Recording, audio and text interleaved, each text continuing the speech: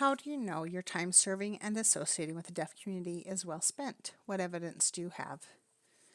Throughout the semester, I have had many opportunities to serve within the deaf community, and I have really enjoyed this because it has provided me opportunity to deepen my understanding of deaf culture, as well as developing a greater appreciation for the deaf community as a whole. One of their values that the deaf community holds dear is that of reciprocity. As I have volunteered and served throughout the community, I've seen this time and time again. People that serve freely and willingly without expecting anything in return. It is not a conditional service, whether or not someone will serve them back or a turn-taking transaction. It's a service that is freely rendered. I really like the fact that nobody is keeping tabs on who owes who what for services.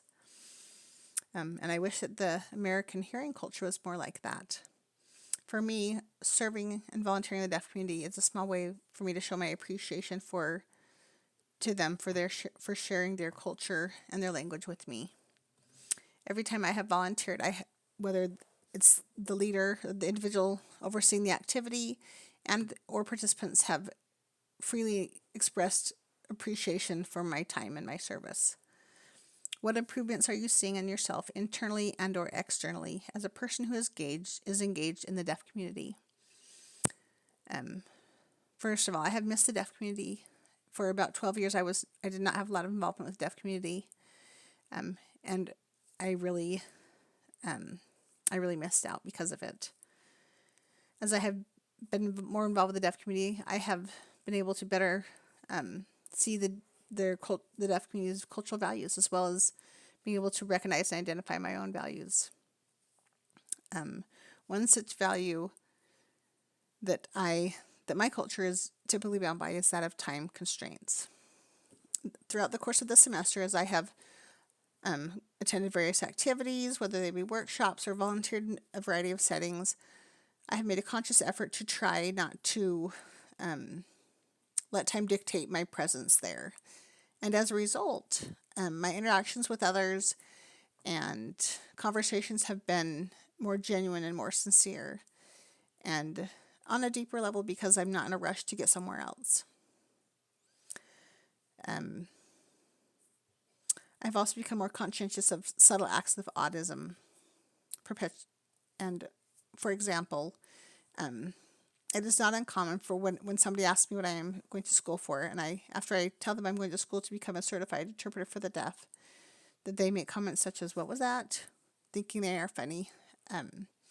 These experiences have provided me opportunities to not only inform them of the offensiveness of their words and or actions, but also to educate them about the rich culture that the deaf community is. Being able to socialize with the deaf community on a regular basis has enriched my life and helps me to more easily identify and associate with others of various backgrounds.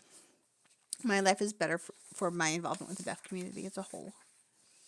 What is your role in addressing activism or in addressing social change for the deaf community as it relates to community organizing and activism?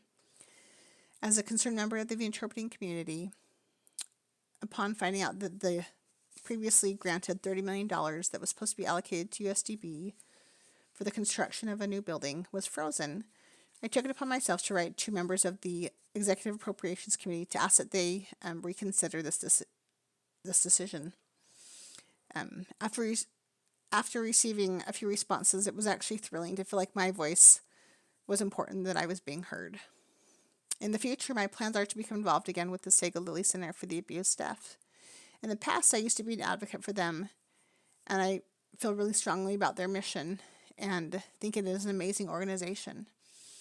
I plan to become an advocate again and also hope to become a member of their board as well.